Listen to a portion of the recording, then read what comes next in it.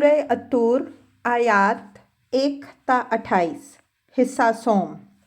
اعوذ باللہ من الشیطان الرجیم، بسم اللہ الرحمن الرحیم۔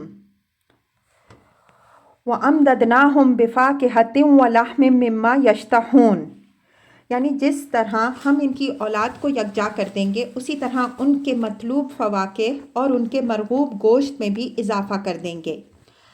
لفظ امددنا اس بات کی طرف اشارہ کر رہا ہے کہ تعداد کے اضافے کے ساتھ ساتھ ان کے لیے رزق و فضل میں بھی اضافہ ہو جائے گا۔ فاکہہ اور لحم کہ دونوں لفظوں کے اندر تمام غذائی نعمتیں جمع ہو گئی ہیں، خواہ وہ لفقہات کی نوعیت کی ہوں یا غذا کی۔ یتنازعون فیہا کأسا لا لغو فیہا ولا تاثیم، یہ اس لطف و سرور کا بیان ہے جس سے وہ جنت میں بہرہ مند ہوں گے۔ فرمایا کہ ان کے درمیان جام شراب کے تبادلے ہو رہے ہوں گے۔ تنازع الکاس کے معنی ہیں تعاطرن، یعنی وہ آپس میں ایک دوسرے کی طرف شراب کے جام بڑھائیں گے۔ چھینا چھپٹی اس لفظ کے لوازم میں سے نہیں ہے۔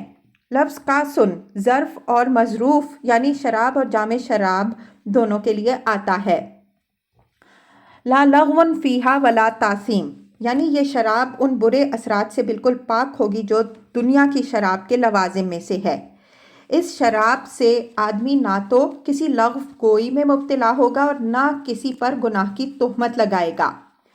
اسمہ تعصیمہ کے معنی ہیں اس نے اس گناہ کی تہمت لگائی۔ اس دنیا کی شراب کے مفاسد میں سے یہ بھی ہے کہ اس بدمستی میں آدمی اپنے حریفوں اور ان کی بہوؤں بیٹیوں پر ہر قسم کی تہمتیں جڑ دیتا ہے، جس سے زمانہ جاہلیت میں بڑے بڑے خاندانی فتنے اٹھ کھڑے ہوتے تھے۔ قرآن نے دوسرے مقام میں اسی فتنہ کی طرف اشارہ کرتے ہوئے فرمایا ہے کہ اس کے ذریعے سے شیطان تمہارے درمیان عداوت اور بغض کی آگ بھڑکانا چاہتا ہے۔ اس کے برعکس جنت کی شراب اہل جنت کے درمیان الفت و محبت کی عطر بیزی کرے گی۔ چنانچہ سورہ واقعہ میں فرمایا ہے لا یسمعون فیہا لغوا ولا تاثیما الا قیلا سلاما سلاما، آیات 25 تا 26۔ اس میں کوئی لغو اور گناہ کی بات نہیں سنیں گے، صرف سلام اور جواب سلام کا چرچا ہوگا۔ وَيَطُوفُ عَلَيْهِمْ غِلْمَانٌ لَهُمْ كَأَنَّهُمْ لُؤْلُؤٌ مَكْنُونٌ، یعنی ان کی خدمت اور ان کی فرمائشوں کی تعمیل کے لیے ہر وقت ایسے چھوکرے ان کے سامنے حاضر رہیں گے جو اپنی پاکیزگی اور اپنے حسن و جمال کے اعتبار سے معلوم ہوگا کہ موتی ہیں، جو صدف میں محفوظ رکھے ہیں اور ان کی خدمت ہی کے لیے ان سے نکلے ہیں۔ اہل عرب کسی چیز کی غایت درجہ نفاست اور نزاکت کی تعبیر کے لیے لؤلؤ مکنون کی تشبیہ استعمال کرتے تھے۔ قرآن کے ان انداز بیان سے معلوم ہوتا ہے کہ اللہ تعالیٰ ان چھوکروں کو خاص اسی مقصد کے لیے پیدا کرے گا۔ بعض لوگوں کی رائے اس کے خلاف بھی ہے، لیکن ان کے حق میں کوئی دلیل نہیں ہے، اس وجہ سے اس پر تنقید کی ضرورت نہیں۔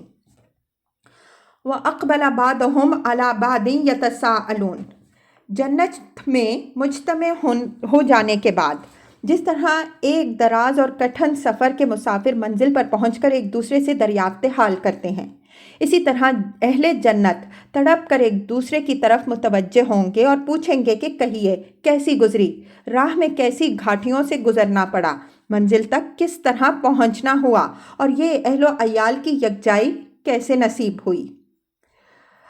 قالوا انا کنا قبل فی اہلنا مشفقین، جواب دینے والے جواب دیں گے کہ ہم اس سے پہلے دنیا میں اپنے اہل و عیال کے اندر ڈرنے والے رہے ہیں، اپنی عاقبت کے ساتھ برابر ان کی عاقبت کی بھی ہمیں فکر رہی ہے۔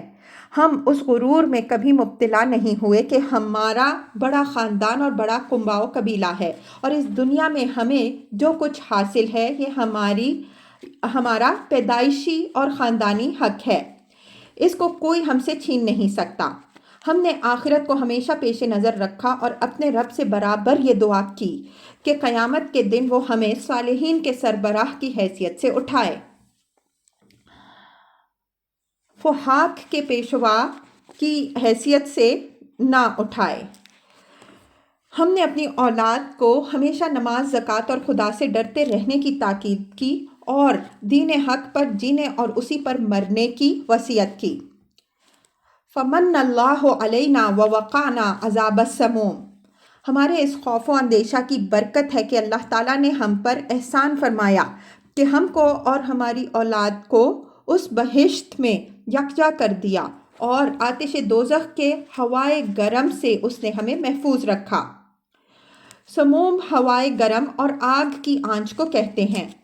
یہ اسلوب بیان اللہ تعالیٰ کی غایت درجہ لطف و احسان کی تعبیر کے لیے وہ اختیار فرمائیں گے۔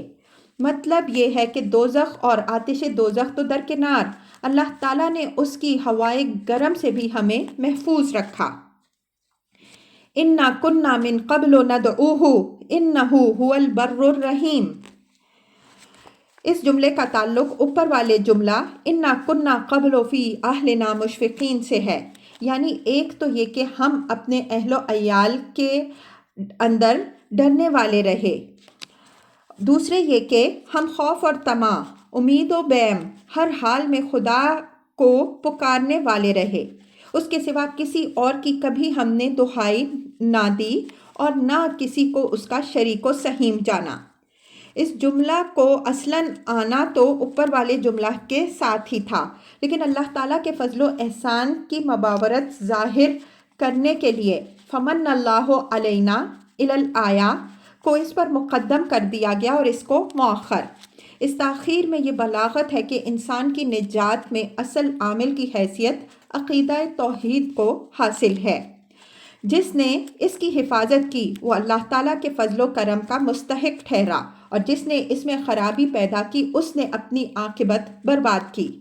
اس کا مطلب یہ ہے کہ ہم اس عقیدے میں مستحکم رہے، اس وجہ سے اللہ تعالیٰ نے ہم پر یہ احسان فرمایا۔